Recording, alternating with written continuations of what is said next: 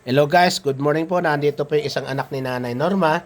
Isa rin po yung sa mga nag-ampun sa akin nung bata pa ako. Gala ako eh. Kasi guys, gusto ko laging kumikita, tumasama sa kanila kahit maliit pa ako. Siya po si Nanay Norma namin.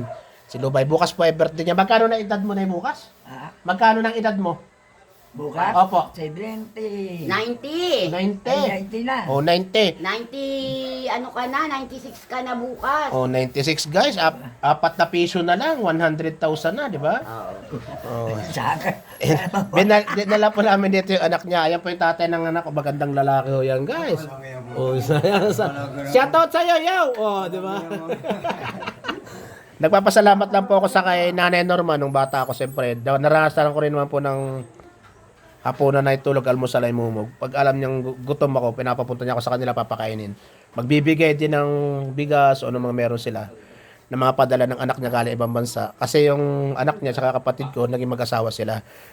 Pinagtagpo, hindi lang tinadhana. Pero nagkaroon ng supling. Oo. Gandang bata, siyempre pangit ako eh. Basta na maraming salamat na sa lahat ah. Ay, ako nga, papasalamat niya kung magpasyal man lang kayo dito Hindi, eh. wala po namang problema doon. Kaya mahalaga po na ipadama ko pa rin po yung pagmamahal ko sa inyo hanggang ngayon. Nagkita-kita pa. Ay, kung kung ako yung... Sipin nyo guys, oh. Kung nagilad ako ng mga 80, 70, wala. Hindi tayo kita-kita. Eh, kung ano yun, 96 na oh. Lakas pa. No? Awa na Diyos. Sawa na Diyos at manalig lang talaga. Sa Diyos tayo Kuan po wata. ito guys, hindi to yayaman talaga. Sakto lang kasi napakatulungan nito. Ayaw, parang ako to, ayoko nang may nawawala na pamilya. Sama-sama kung anong meron. Di ba? Pag salo-saluhan ano na no? Basta't may pagkain, kain kayo. Hindi to kuan, hindi madamot. Ay, pagkain dito. Pagka may ako may pera. Nay, batiin mo po yung mga anak mo sa ibang bansa kasi mapapanood nila to mamaya. Oh. Naalala mo pa si Ate Marilyn? Oh, batiin mo sa Ate Marilyn, mapapanood niya to. Ba't hindi ata nagpunta rito?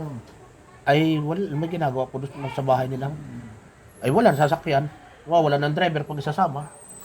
O some other time. Tawag dito. Pagkatapos nito, tawagan natin para makausap. Ano? Sige po. Paano guys? Maraming po salamat. Tatawag ko po yung ate ko para magkausap sila ni nanay. Si nanay po ay 96 years old na bukas. Happy birthday, nay. More birthday to comes kahit bukas, di ba? Magpapasalamat ka kay Lord. Kontrata mo, 100. Sabi mo, more than. Basta't gusto mo mabuhay, nay. Mabuhay ka po. Happy birthday, nay. I love you po. Salamat po sa lahat. Salamat po.